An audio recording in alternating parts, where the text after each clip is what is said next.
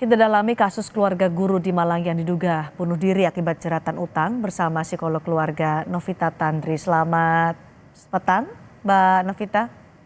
Selamat petang, Mbak Cindy. Mbak Novita, mengapa kasus seperti ini bisa terjadi di Malang? Seorang guru, satu keluarga yang mengambil keputusan untuk bunuh diri. Dugaannya karena terjerat utang, ini dugaan dari polisi. Ya, mungkin yang dari surat bisa dibaca temuin pada saat mewawancara anak yang selamat ya, AKE yang 12 tahun. Tapi sebelum kita mulai, Mbak, izin supaya bisa lebih hati-hati, lebih bijaksana di dalam mewawancara gitu ya, Ananda yang selamat ini karena dalam posisi pastinya shock sekali karena seluruh keluarganya meninggal dan yang kedua adalah pastinya mengalami apa yang disebut dengan PTSD. Jadi memang harus benar-benar hati-hati, Ya. pendampingan psikolog jangan lupa terus-menerus harus ada di sana. Dan juga yang kedua adalah edukasi yang tentunya dalam pemberitaan seperti ini harus sangat bijaksana ya. Karena biasanya pemberitaan tentang bunuh diri kepada orang-orang yang Ya. menonton, kalau pada saat dalam stage putus asa tidak ada harapan, biasanya malah dijadikan sebagai inspirasi, Mbak. Hmm. Itu, oke. Jadi kalau saya melihat di sini, kelihatannya bukan satu-satunya pastinya faktor ekonomi. Ada gangguan psikosis sebelumnya. Gangguan di mana mental yang terjadi, di mana pengidapnya biasanya tidak bisa membedakan antara realita dan non-realita, imajinasi dan realitas, Mbak. Di sana itu biasanya mereka tidak bisa membedakan apakah ini nyata dan tidak nyata, ada halusinasi di sana, ada delusi di situ, ada yang disebut dengan gangguan-gangguan psikosis lainnya, Mbak. Ya. Jadi harus diteliti, cuman karena ini semua keluarga sudah meninggal, kita hanya bisa melakukannya lewat orang-orang terdekat tentunya. Dan ini juga menjadi pembelajaran mungkin bagi kita semua bahwa kesehatan mental tidak boleh dianggap enteng, Ya. Oke. bahwa memang benar-benar kesehatan mental bisa sampai mengancam dan bisa mengakhiri nyawa diri sendiri, bahkan orang-orang yang terdekat di Mhm. sekitar orang-orang yang mengidap Mhm. gangguan psikosis ini. Mbak Novita, tapi tetangga, rekan kerja, semua menyebut bahwa keluarga ini baik-baik saja, terlihat tidak ada masalah. Lalu bagaimana bisa mendeteksi seseorang punya masalah sehingga mereka yang ada di lingkaran terdekat, orang yang memiliki masalah mental ini bisa memberikan pertolongan? Sebenarnya pasti Mbak, ini biasanya sudah terjadi depresi bertahun-tahun atau berbulan-bulan, atau juga mungkin punya yang disebut dengan diagnosa utama yang tidak diungkapkan karena mungkin tidak punya psikolog pribadi, tidak Ya. pernah ke psikolog atau psikiater, sehingga diagnosa utamanya tidak pernah ditemukan, sehingga muncul komorbiditas. Komorbiditas berarti ada yang hal-hal yang lain yang menjadi faktor-faktor pencetus. Mungkin salah satunya yang tadi adalah faktor ekonomi dengan adanya terlilit hutang. Mhm. Tetapi tidak datang dengan satu faktor tunggal, Mbak. Mhm. Nah, biasanya yang mengakhiri hidup seperti ini ada depresi bertahun-tahun yang dialami tetapi tidak diperlihatkan atau tidak diungkapkan karena biasanya di dalam budaya kita mengungkapkan kesulitan, kesusahan, Mhm. mengungkapkan keluh kesah kepada orang-orang sekitar itu Ya. biasanya dianggap masih aib dan tabu atau tidak terbiasa.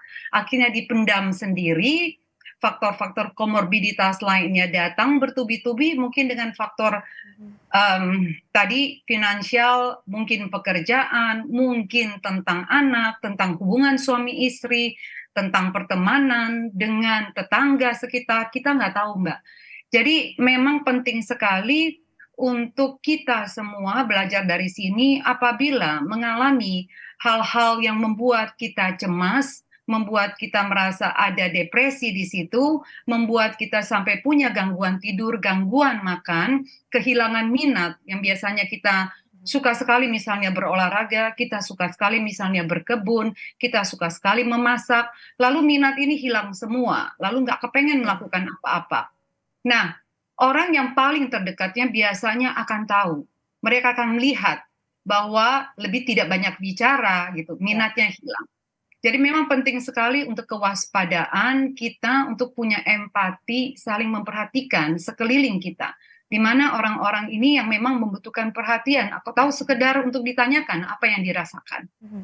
Karena dari keterangan tetangga, rekan kerja, keluarga juga tidak ada hal yang signifikan yang terjadi pada keluarga ini. Mereka tidak pernah bertengkar, Ya. mereka dikenal sebagai keluarga yang harmonis. Jadi masyarakat pun hesitate atau segan untuk membantu Hmm. karena merasa tidak, baru kaget lah ketika peristiwa ini terjadi gitu. Selama ini tidak pernah menyangka karena tidak terlihat Ya. gejala-gejala itu.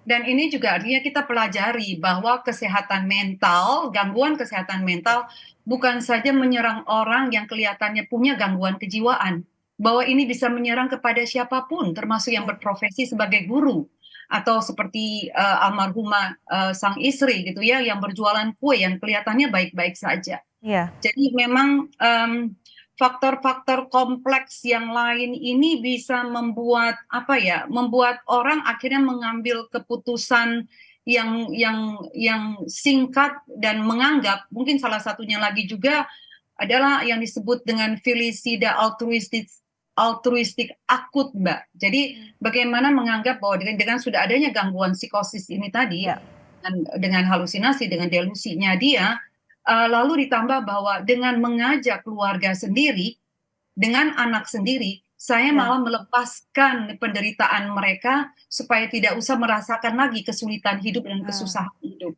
Dan oke. tentunya ini adalah gangguan mental. Ya, ya. Dan korban sempat nulis pesan untuk salah satu anaknya. Apakah itu Ya. artinya mereka sudah merencanakan ini sebelumnya? Biasanya begitu, Mbak. Jadi sudah ada perencanaan, sudah ada pikiran, ada skenario di dalam apa namanya kasus-kasus yang biasa saya tangani. Mereka sudah punya skenario ini atau bahkan sudah berbicara, berfantasi. Apakah yang akan saya lakukan supaya dapat menjalankan apa yang saya pikirkan. Dan biasanya kalau ini tidak dibicarakan, tidak punya psikolog untuk bisa diajak bicara, untuk digali, dia akan biasanya melaksanakan ini pada saat faktor-faktor komorbiditas ini datang bertubi-tubi, Mbak. Kemudian mengambil keputusan itu ya, keputusan yang sangat fatal ini. Ya. Mbak Novita, tapi kan masih ada satu anak kembarnya yang saat ini dirawat oleh keluarganya, dirawat neneknya. Tadi sudah diingatkan oleh Mbak Novita soal bagaimana memperlakukan satu anak yang selamat ini. Bagaimana kemudian sebaiknya keluarga, kemudian orang sekitar memberikan penanganan yang tepat untuk anak ini, terutama memulihkan kondisi psikologisnya. Kalau buat saya nomor satu tentunya harus ada pendampingan dari psikolog dan urusan bicara PTSD bukan urusan 1-2 bulan, Mbak.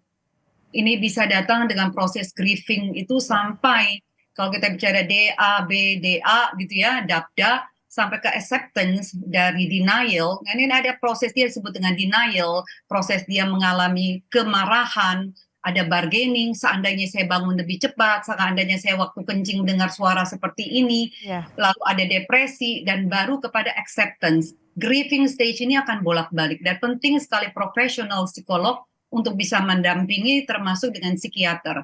Lalu yang kedua adalah kehadiran support system ini ya. untuk hadir ada di sana, tetapi jangan dikorek-korek kalau Anda bukan psikolog. Karena pada saat dikorek-korek dengan tidak punya kemampuan secara profesional untuk menghadapi seseorang yang menghadapi PTSD seperti ini, shock sekali ya Mbak ya, Ya. malah jadi membuat dia semakin bisa terpuruk dan sulit untuk bisa sampai di titik yang disebut dengan acceptance itu loh Mbak. Hmm. Lalu yang ketiga buat saya, jadi kita juga belajar betapa pentingnya mengelola stres bagi kesehatan fisik kita, Ya. bahwa kesehatan fisik dan kesehatan mental sama pentingnya. Bagaimana badan kita terdiri dari jiwa, raga, dan roh, aktivitas fisik, bersosialisasi sebagai makhluk sosial ini sangat-sangat dibutuhkan. Dukungan dari keluarga, support system pada saat kita punya masalah, punya kegalauan, paling paling dekat adalah orang-orang yang berada di sekitar kita. Jangan malu untuk bicara. Oke, artinya apakah support system dalam kasus ini tidak Ya. berjalan atau ada yang missing atau missing linknya, Mbak Novita? To be honest, saya hanya bisa menduga-duga ya, Mbak Cindy. Ya, Tetapi saya harap ini menjadi pembelajaran kita semua. ya, Jangan sampai berita ini justru menjadi inspirasi sekali ya, lagi buat yang berada dalam posisi keputusasaan, ya, berada di dalam motivasi sudah rendah untuk hidup. Anda tidak sendirian, Ya, Cari, pastikan pusat layanan hotline dengan kesehatan mental, hubungi layanan ya, kedaruratan kepolisian yang akan siap membantu ya. kalian semua, karena kalian tidak sendirian. Itu loh, Mbak. Tidak sendirian. Terima kasih, itu pesan yang sangat kuat. Mbak Novita Tandri sudah bergabung di Sapa Indonesia Malam. Kami terima kasih atas analisa dan juga pandangannya. Selamat malam.